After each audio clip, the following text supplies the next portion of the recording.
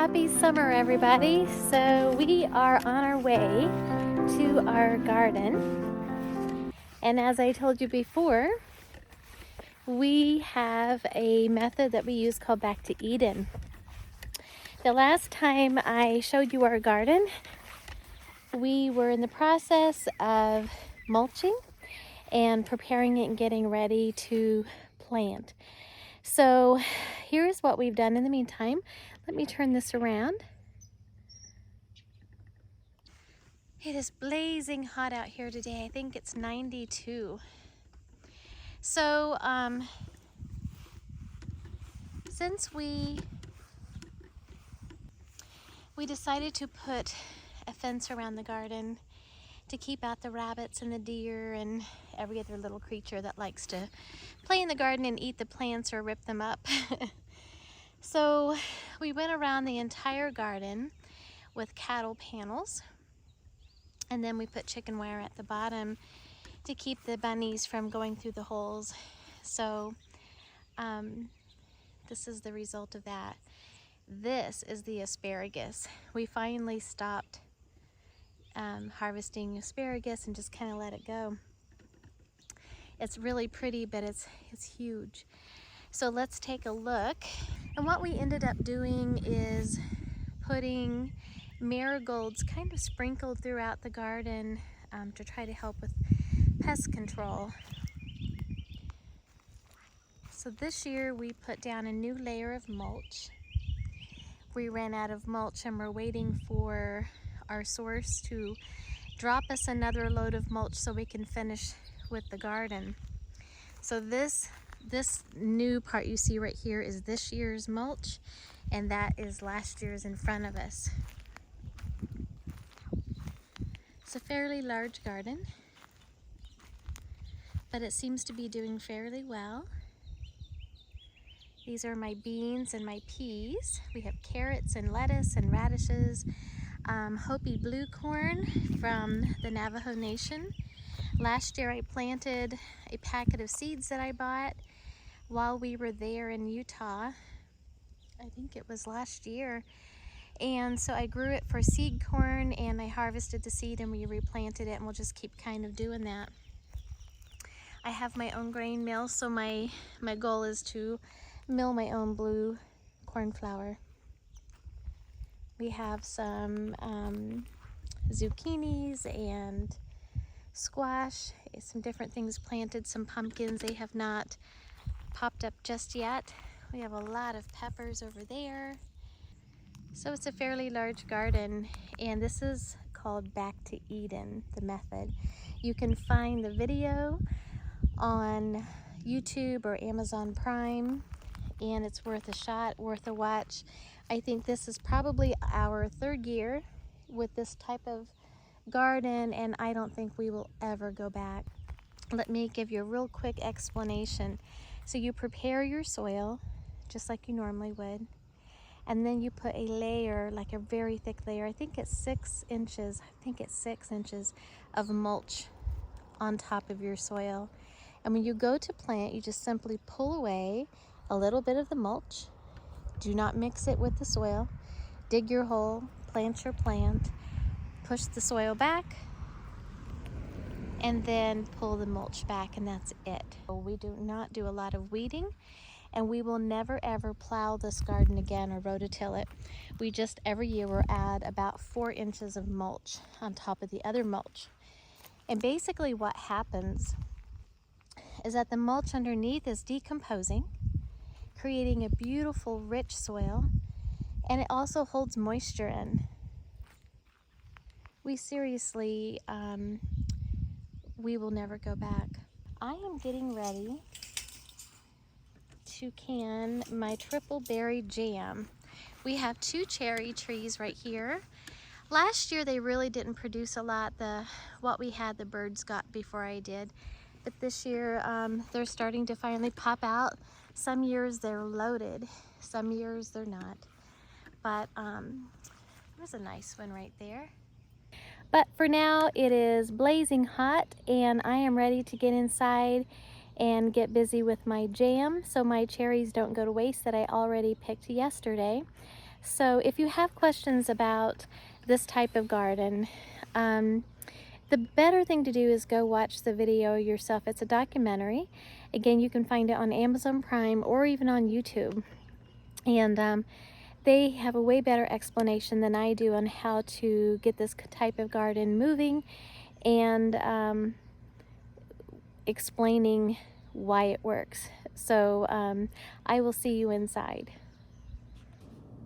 We are back in the kitchen. We are going to make a strawberry, blueberry, cherry jam.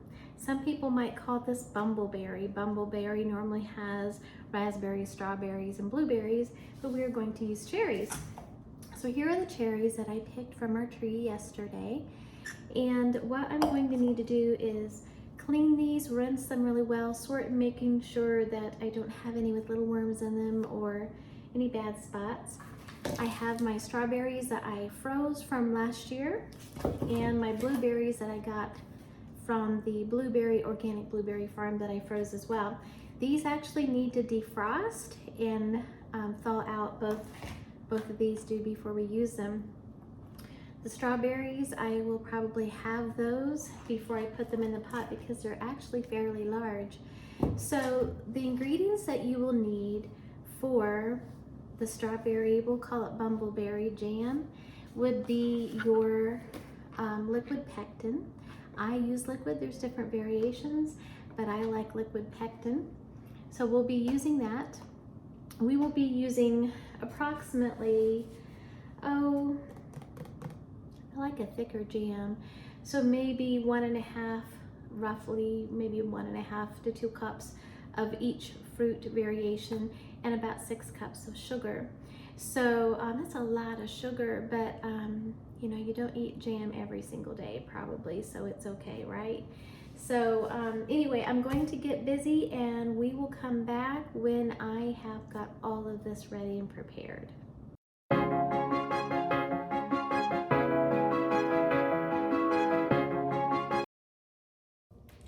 I have 3 different types of cherry pitters, and I'm not sure I found one that I'm actually in love with, but in the meantime, this is one of them that I have. This is actually a fairly new one, so let's just kind of see how it rolls. You put the cherry in. If you can see that, it can get really super messy, and when you poke it, the pit falls out and you are left with a cherry. That's kind of the long version of getting this ready, is just really pitting the cherries. If you get yourself going on a roll, then it's just not too difficult. You just have to kind of work fast. Okay. We have all of our fruit in the pot, as you can see. We have strawberries, cherries, and blueberries. So before we get our jam cooking on the stove top, we really need to get our jars, our lids, and our rings clean and ready to go. We don't want to have our product waiting for us after it's ready to be canned, and then we're trying to do this. So we have our fruit and our sugar in our pot. We need to be really constantly stirring this so it does not burn. We do not want the sugar to burn in this. I'm going to set this on low because some of my berries are still semi-frozen. So this is my Presto electric pressure canner, water bath canner. I just got it this spring and it took me quite a while to actually buy it. It was about $312 on Amazon, and really wasn't sure if I could justify spending $300 on this, if it was really worth it. I love this so much better than pressure canning on a stovetop. You don't have to babysit it like you normally would a pressure canner on a stovetop. However, with jam, this is a water bath method.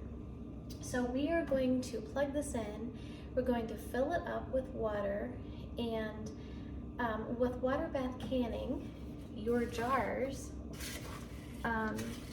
must be completely covered in water, okay? Don't forget that. It must be completely covered in water. It is not pressure canning. Pressure canning, you don't need that much water, maybe about this much water in pressure. But in water bath, they will be submerged completely in water. So I will bring you a little bit closer, and when the time comes, and I'll show you exactly how this pressure canner works. It is a game changer. I can can anything, water bathing or pressure canning, when I'm making dinner. It's really easy. Okay, let's go ahead and take a look. So with the digital pressure canner, then I can select pressure can or turn the knob and select boiling water bath. This is what I want to do, is the boiling water canning. I do that, press that button. So it is 10 minutes for pint jars. I turned it on 10 minutes. I'm going to hit that button, and then it says insert jars. Well, now I need to add water because I do not have any water in it at the moment, but I do need to add water, and I'm going to add a couple of tablespoons of white vinegar so that I don't get that film on my jars of calcium buildup.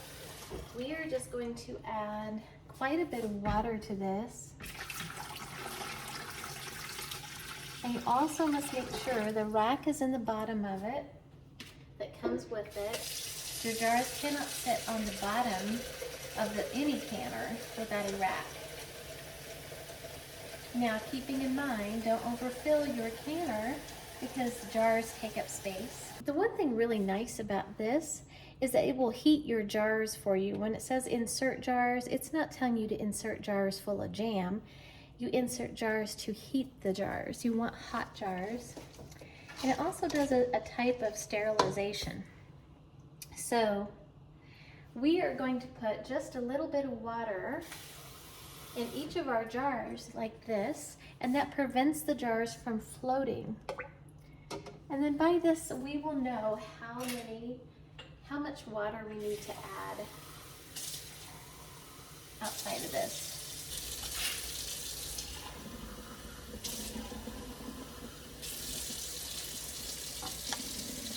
Now that I'm able to stand here with it, let's turn the heat up. And I may not even need all of those jars.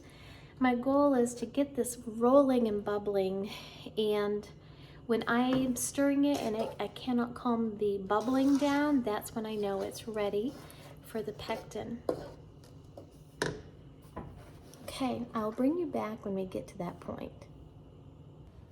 Okay, so I have my root veggies all cut up, and what I have in here is a white potato, sweet potato, I have onions, I have green bell pepper, and a clove, and it's about the equivalency of 1 clove of garlic. So what I'm going to do is I'm going to add some olive oil. Doesn't have to be a lot. I'd say, a tablespoon or 2 is enough. And stir this around, coating all of your veggies in olive oil. Sounds like my oven is heated. And then I'm going to add some more of my Italian seasoning mix. Again, don't go crazy and get too much, but you can be kind of liberal with this at the same time. So you just want all of your veggies coated nicely in the seasoning mix. I'm trying to hurry because I've got to stir my jam. Okay, so it looks like that's pretty good. So what we're going to now do is just load this up on top of and around your chicken or your pork, whichever one you are doing. And you definitely want to use an olive oil so that your veggies do not stick to the side of your pan, your cast iron, if they're touching the side. And just sort of spread out the onions and peppers so they're not all in one spot. Rake out the rest of that olive oil. And what the veggies do is they help keep the meat moist, and the meat actually steams your vegetables. So it's wonderful. I'm gonna pop this into the oven at 425 and just let it go. Okay, so let's hop on over here and go look at our jam, okay? Okay, it is not boiling yet. It's not boiling yet. It doesn't look like it's really too far away from it. My canner went off, beeped at me, and it told me that my jars are warm, and now the new instructions say fill jars. So when this gets to the point where it comes to a rolling boil, then I can add my pectin, stir it up, then I can start taking my jars out and filling them and putting them back into process. So we're not too far from the end of this. Okay, as you can see here, we are just waiting for the berries to get done so we can fill our jars. But in the meantime, this is what we need. We need a cloth or a padding right here to put your hot jars on. Silicone pot holders. These have saved my fingers and saved me from dropping jars. You need a funnel. We need a ladle that I need to still get out. This is a jar grabber. I actually hold mine like this. Just gives me more control. Clean jar rings and clean lids. Okay, here we go. It's looking like a full boil. Look at that. It's getting there. Okay, be very careful. It's a very dangerous thing if you don't have a deep enough pot and this comes to a boil. You don't want it boiling near the very top because that's could burn you, and that's bad. Okay, after it comes to a full rumbling boil, we're going to let it boil for 1 full minute, okay? Then boil for 1 minute longer. So it looks like we need to do that. One thing we are going to want to do is skim the foam off the top of this before we ladle it. You don't want to ladle the foam into your jars. Okay, we are going to let this boil for a full minute, and then we will ladle our jars. We'll be right back. Okay, so we just got through with putting our pectin in. So we are going to open our canner now. And let's take out our hot jars, set this aside, and our jars are nice and hot. Now we may not need all of those jars, but let's go ahead and take some jars out and start filling them, okay? Make sure you have a good grip on it. I'm gonna pour the hot water out. And we're going to do this one at a time, okay? Let's get our ladle.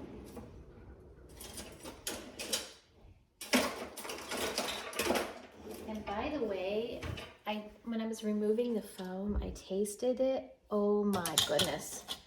This stuff is amazing. Okay, so I do not want to drip this down the side of my stove. My burner's off, so I'm just going to place a paper towel right here. Give this a good stir, and it's liquid. Okay. We are going to ladle our jars. We're going to leave a good head space. A little bit more in there. We're going to fill it just about to right here, okay? So I normally get a paper towel, and I just put some vinegar, white vinegar, not apple cider, but just white. And what I do is I wipe the top of my jar off, making sure there's no residue on it, and that it's nice and clean, bacteria free. Screw this on just finger tight. And there you have it. Triple berry jam, also known as brumbleberry. We're gonna go ahead and put this in here to keep it nice and hot. And then we're going to fill the next jar. Okay, so we filled the jars. We're going to put the lid on. I'm going to lock it down. Okay, welcome to my storage room. It is late in the evening. I'm trying to get some other projects done and did not want to wake my husband up with this video. So I thought I would just come in here and show you the finished product. Isn't that beautiful? Such a beautiful color, and it's going to be really, really good. So the jam is done. Didn't take long, 10 minutes after I put it in the pressure canner, or not the pressure canner, the water bath. Push the button 10 minutes after it got to the temperature that it needed to get to, which it's self-regulating. Then the countdown was 10 minutes. It beeped, it said it was done. And because it was not pressurized, I could go ahead and open the canner and take the jars out. So anyway, we have a gorgeous jam. And if you have any questions, let me know. I'm not the jam guru, but I do make pretty decent jam. It's really not hard. Anyone can do it. So have a good evening, and thanks for being along with me on this jam making adventure.